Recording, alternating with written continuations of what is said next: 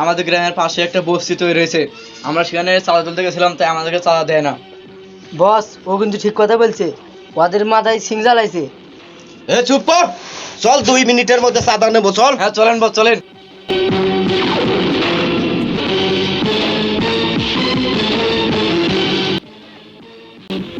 কিরে কি করে যাবি না? বস আমার নিজে হচ্ছে গাঁদা না খালি আমার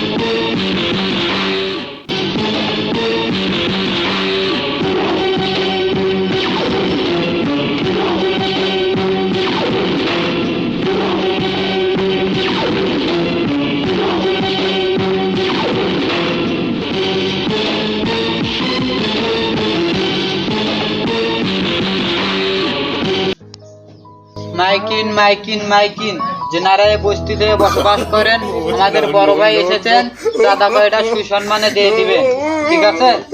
হ্যাঁ, আমি আরেকটা কথা বলে গেছি যে আমাদের এই বস্তি যে টাকা ধার্য করা হয়েছে, যাদের গোয়ালে একটা গরু তাদেরকে দিতে হবে 200 টাকা,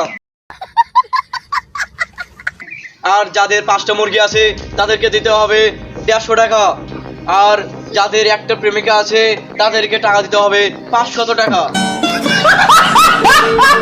এসব গ্রাম বস্তি যে টাকা ধার্য করা হয়েছে সেই টাকা নিয়ে আমাদের বসের সামনে এসে শুরু করে চলে আসেন।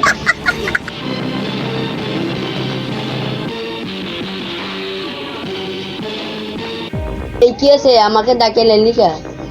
ও এখান থেকে চশমা পরা টাই পরা একজন চাঁদা নিচে এসেছে, যদি চাঁদা না দেয় বাড়ি ঘর উড়াই দিবে। চল দেখি।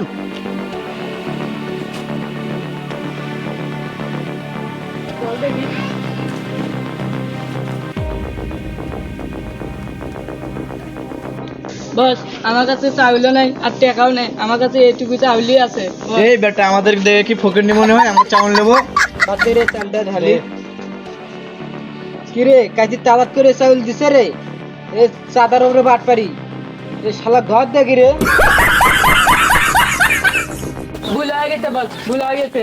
তোরে এত বড় সাহস, তুই কাঠি চলাই করে চাল লেছিস?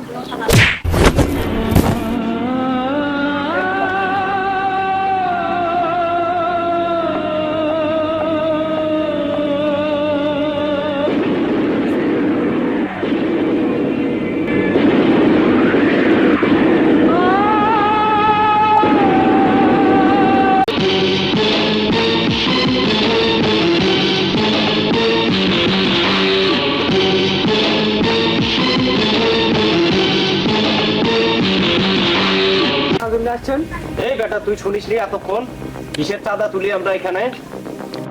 এই এই বেটা বলে শুনিনি কিসের চাঁদা নিবে, একটু বলে দিত তুই। তাহলে শোনেন, যাদের গোয়ালে গরু একটা তাদের 200 টাকা, যাদের 5টা মুরগি আছে তাদেরকে 150 টাকা দিতে হবে।